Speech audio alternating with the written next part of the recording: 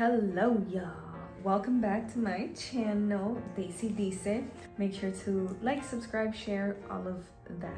We are 14 days away from my baby's birthday, aka 14 days from my 2-year anniversary of my birth date.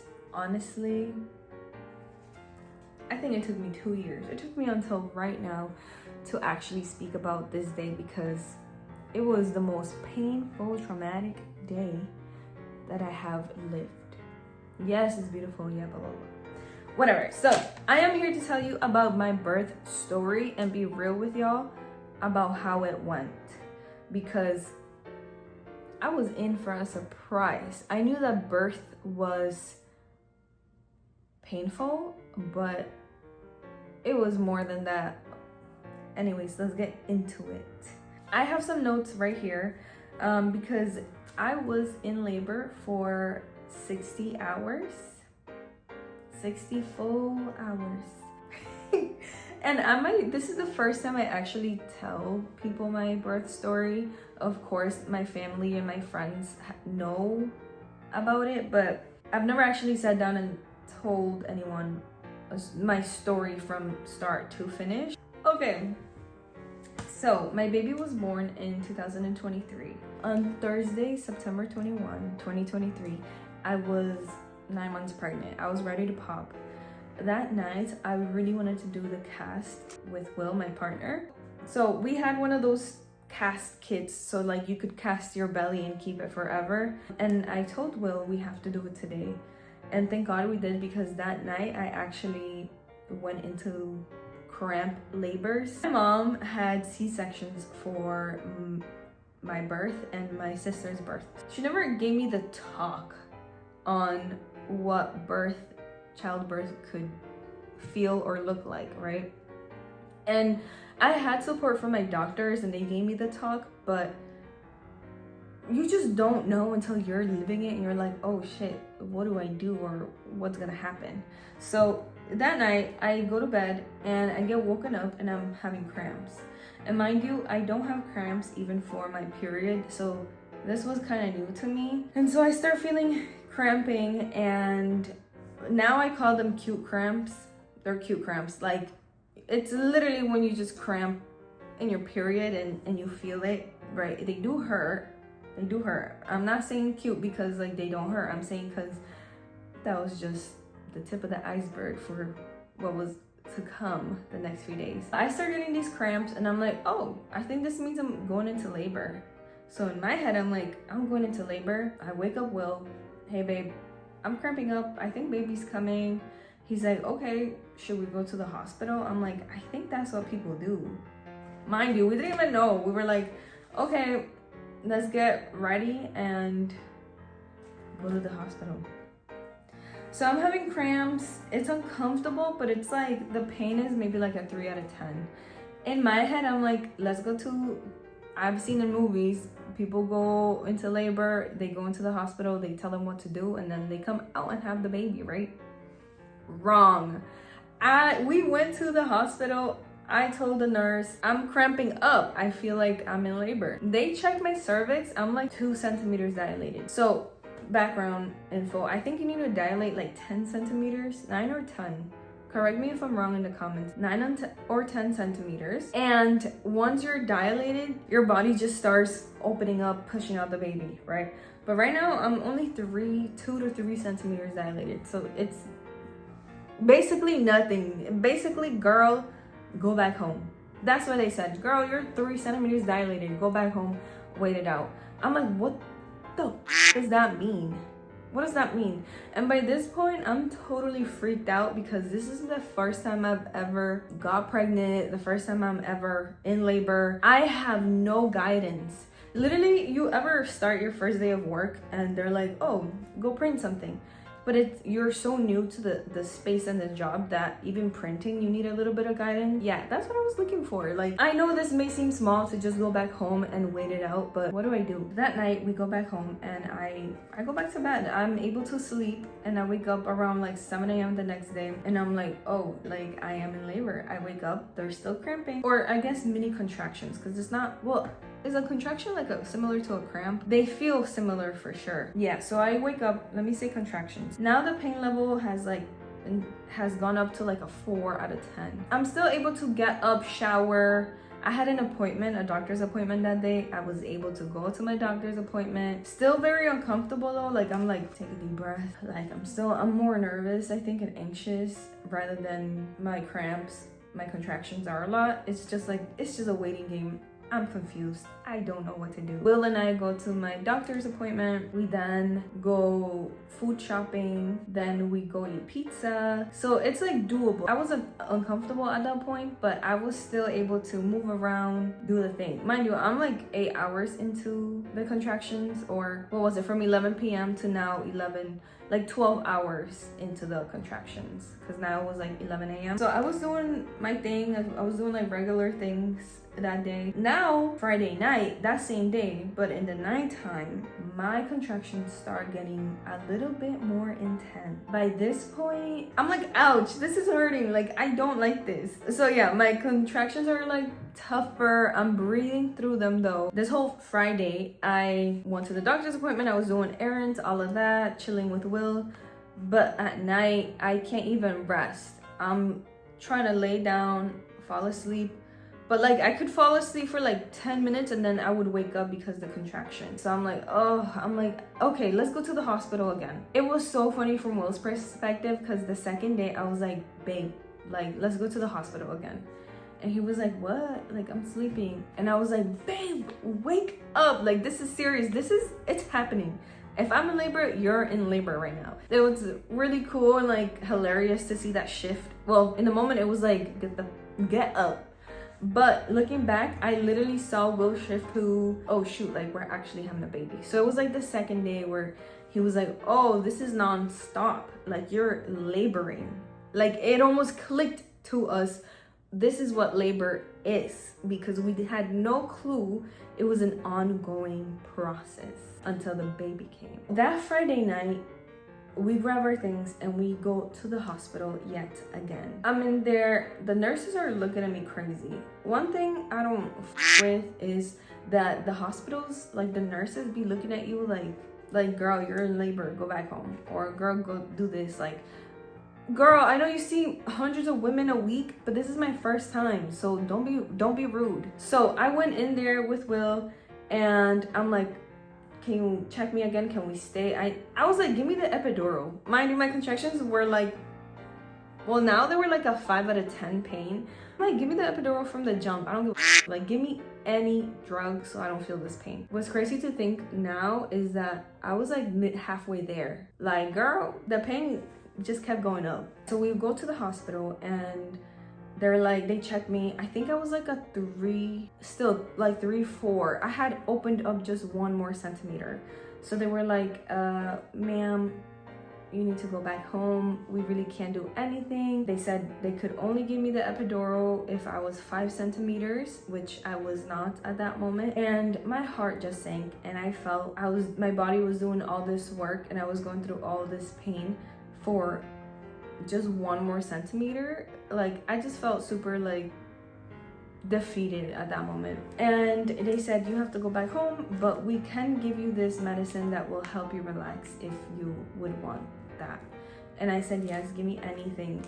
And I still to this day, I don't know what they gave me and I don't regret taking it, but literally it was like a shot to my thigh, and at that moment the pain went away. And I was pretty high, I'm not gonna lie. It felt I was high. Like it was pain medicine for sure, and I could rest. As soon as I got that medicine, I fell asleep. We drove back home. I was zen the whole car ride. I fell asleep. We both fell asleep. And then I wake up the next day at 7 a.m., 6 a.m., 7 a.m., and I am in pain again. The medicine had worn off. At least I could get that night's sleep though. I was appreciative of that. Saturday morning comes around. The pain is like a 7 out of 10. When I tell you, I think, and I'm being real with you, so when I tell you, I felt like I was like in hell. I felt like I was in hell. Like, this was no cute labor moment. This was no, you know, I'm happy, like I get to meet my baby. This was like, oh shoot, no one told me it was gonna be this painful, this hard. This is the most amount of pain, physical pain, torture that I felt ever in my life, that I feel almost like blindsided and help. Like I just felt super, it's this weird feeling, almost like not resentment, but resentment, if that makes sense. Like almost like, why the am I feeling this? This is not fair. Like I didn't know it was gonna be like this. Like I need help, I need guidance. I think this is where I would have really appreciated a doula, but I did not have one for my birth actually. So that whole day, Saturday morning, midday, it was just getting through it. Stretches, yoga poses, bouncing on the ball, like everything that I could do. And then I would see like Will just being there for me, but he's not in pain. And I'm not coming at him, but I was like, oh, like I don't know if y'all ever felt this, like I wanted him to, if y'all ever been in labor and given birth, like I wanted him to do more, but I also didn't know what he could do. Like he genuinely couldn't take away the pain, right? We both didn't know what was going on, and it was our first time, so it was just not pleasant at all. As the day goes by, I remember calling my friend who had just had a baby, and I asked her, what do I do? How was your birth? How was your labor? Because right now I'm going crazy. And thankfully she was actually in the room with her newborn and her doula. So her doula was like, oh, do this or do that. Like they were telling me what to do, like how to stretch and how to breathe and all of that. And so I was trying my best to do that and just get through it. And then Saturday night came along, and by this moment, pain 8 out of 10. I was in so much pain. Like a contraction would come, I would feel it, and then it would leave, and then I would be like, oh, what do I do? And then it would come again, and I would be like, oh, and then it would come, and I would feel the pain, and then it would leave. At this moment, I think I was just like, I felt almost defeated. I was afraid to go to the hospital again because I didn't want to be returned back home. I was like, I guess I'm just gonna wait this out as much as I can. I remember that moment. It was like around nighttime, like 8 p.m. I just didn't know what to do. Will was very helpful. He was like, get in the shower, I would put steaming hot water on me. I would turn on the faucet, the shower, get in there with my bouncy ball. I didn't have a bath in this apartment, so I couldn't get in the bath, but I would turn on the hot water and it would pour on me, and it would like be burning, and it would feel so nice because the amount of pain you feel with the contractions is really intense. So the really burning hot water feels almost like nothing. Like you don't feel the heat. It's all honestly mental and very interesting with the body. And I remember calling out for my mom. I had told Will, like, call my mom, I want her right here right now. And she was partying, girl. She was out with her friends and my dad. And so I had to wait for her to come back home, and she came back.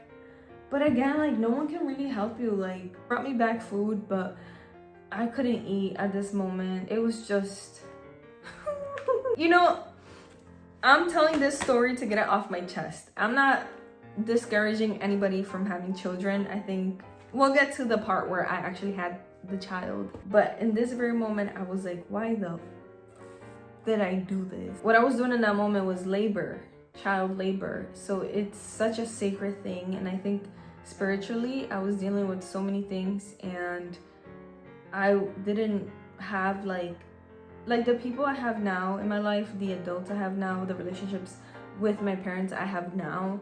I think it would have been so much easier. It would be so much easier now for me to do child labor, if that makes sense. I would be able to ask for help. I would be able to like be in pain in front of, you know, vulnerable in front of like my loved ones. But at that moment, I felt like I could only do that in front of my partner, because I just felt so tense and almost traumatized. I felt really traumatized, like I was getting traumatized by the pain. Yeah, so in that moment I felt very almost numb, and I could only focus on the pain. But in the outside, I was just like this, like I was really trying to meditate with the pain. I had videos on YouTube playing on meditating while giving birth or while being in labor. I was playing those videos. I was breathing with the contractions. I was doing all this, and when the pain would come, I felt like I was literally 1 foot in death and 1 foot in life. I think child labor is one of the most sacred, and like anything sacred, it can be terrifying too. And I'm not saying it's terrifying, don't do it. I'm saying, like, I advise everybody before you have a kid, go to therapy, meditate, do yoga, but like not in the bodily sense, in the spiritual sense, you know, like, I don't know, I can make a whole nother video about that. But at this very moment, I was like delirious by the pain. So I called my friend again, because she had a newborn. So she was like, girl, I'm up all night to the hour, so just call me if you need me. So I was like, okay. Like, I called her. It was like 11 p.m 12 a.m of Sunday, I believe. And I call her and I'm like, girl, I can't do it. I feel like I don't know what to do. This pain is too much. I feel like I can't speak. I was like, hold on, contraction. I was like, yeah, I can't do it. And so she encouraged me to just go to the hospital again. She said, go to the hospital. The worst thing that they can do is send you back home, and you've done that twice already, so just try it one more time. Why not? I tell Will, we're going to the hospital. Let's go. Also, side note, it was silly because I was prepping for the birth, so I got my car detailed, and the seats were still wet from the detailing because I went into labor Thursday and I had it detailed that Thursday. That Sunday morning, so like Saturday night, 11 p.m, Sunday morning, 1 a.m, we go to the hospital one more time, and I'm like, please check me. Please check me. Have I dilated? Please tell me I have, because I need support. I need help. Because the doctors will do what science can do to help you, but they're not spiritual. They're not emotional, if that makes sense. Like, they're not gonna be like, girl, you're doing so good. No, they're gonna be like, what's your IV? Okay, you're only 2 centimeters dilated. Okay, you got me. Will was doing all the talking. No, by Sunday morning, early 1 a.m, I could not speak because the pain was so much, so intense. I was on the toilet seat, because when you sit down on the toilet bowl, it feels better because it's like a hole, so that then your cervix is like has room, versus if you sit on a chair, like, and you're contracting, like your cervix is, there's pressure going up, you get me?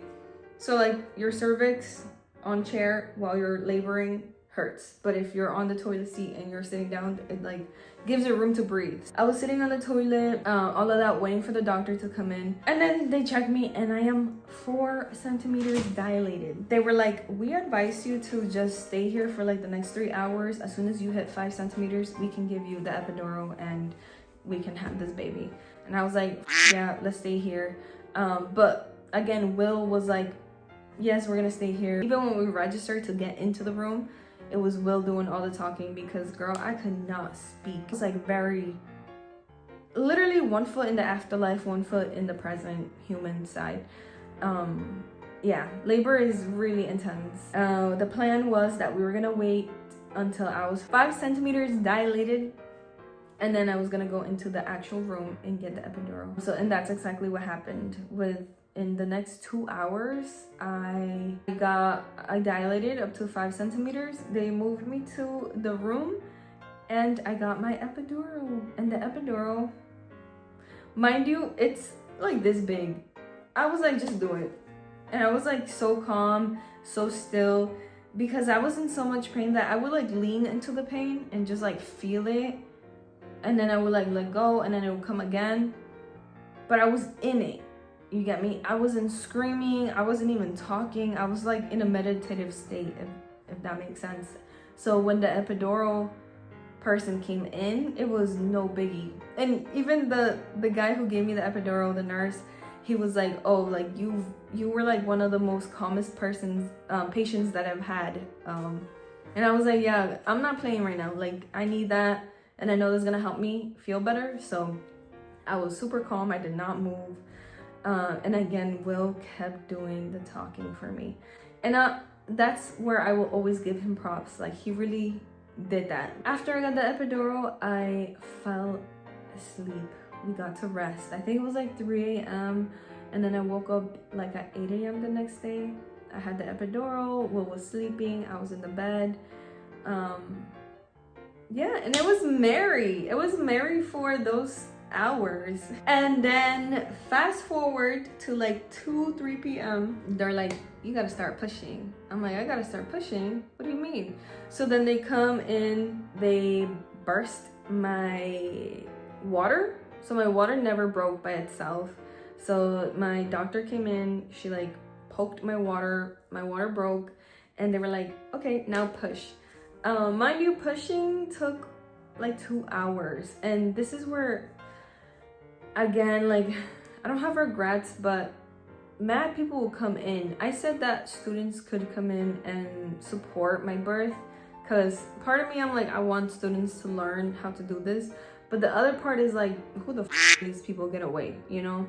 Especially like one leg was being held while I was pushing. One leg was being held by Will, and the other leg was being held by like a nurse I was familiar with. And then a student came in and switched with the nurse, and the way they held it was like not supportive at all. Yeah, it was, honestly, this is where I think I would go in and out of consciousness. I remember pushing, it didn't work. I would push the other way, it didn't work. And then I would ask the nurse questions, and she was like, no, you gotta do it this way. Very weird. Honestly, next time I have a kid, I have to do my research as to, like, I need to go to a birthing center or something, because the hospitals are so dry and so like professional with this shit. Like, I'm having a major life change right now, and you're being mad professional. Like, I want to punch you in the face. That's literally how I felt. Anyways, I start pushing, push, and my baby is born.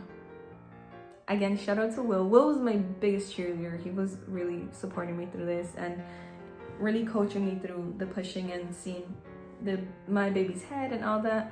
My baby was born. But mind you, I'm going in and out of consciousness, and like, so I like push and I hear like my baby's born. I think I heard his cry. I literally don't even remember. And then I get something placed here, and I'm like, huh? And I'm like, oh shoot, it's my baby, bro. And that's where I dissociated with my child for 9 months.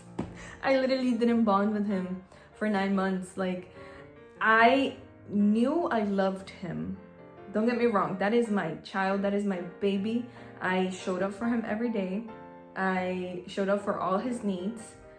But I think I went numb. Like, it didn't have to do with my baby. I think after experiencing all that pain for 60 hours, my body and my mind went numb, and it was almost like I felt traumatized. So from that moment where my baby was placed here, I was like, I'm not in pain anymore.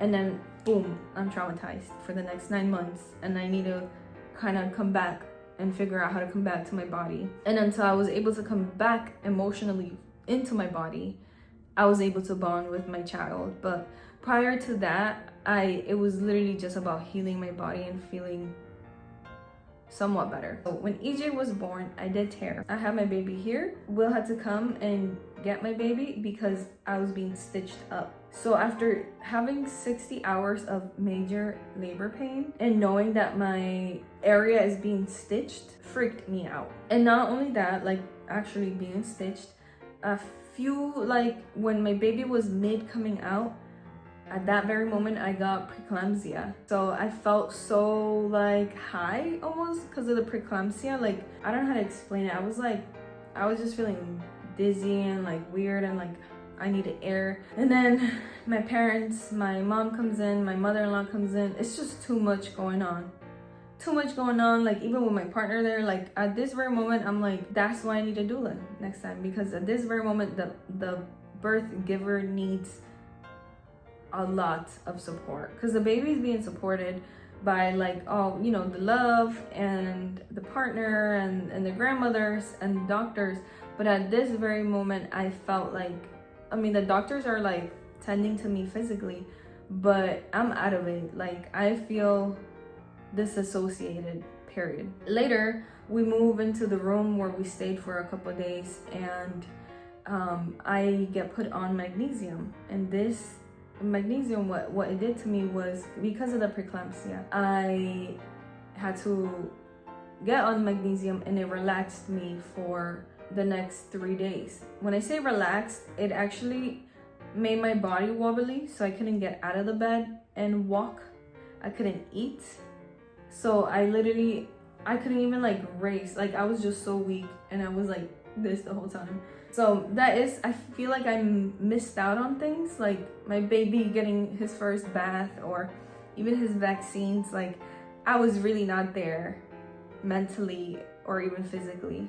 You know, like, I could hear him, but I couldn't be right next to the nurse to watch him. And that is something that I feel like I missed out on. And I think that's why I also do want another child, because I want to be there for that. I want to witness that, and I want to live that. So after we got moved into the room, my parents came, and I just felt really overwhelmed. Even though they were there to love me and to be with my baby, I wasn't me. I wasn't there. I had just gone through 60 hours of a lot of intense pain that I've never gone through before. So I felt super out of it. I told them to leave. Later, the nurse was checking me, and she had asked me, when was the last time you used the bathroom?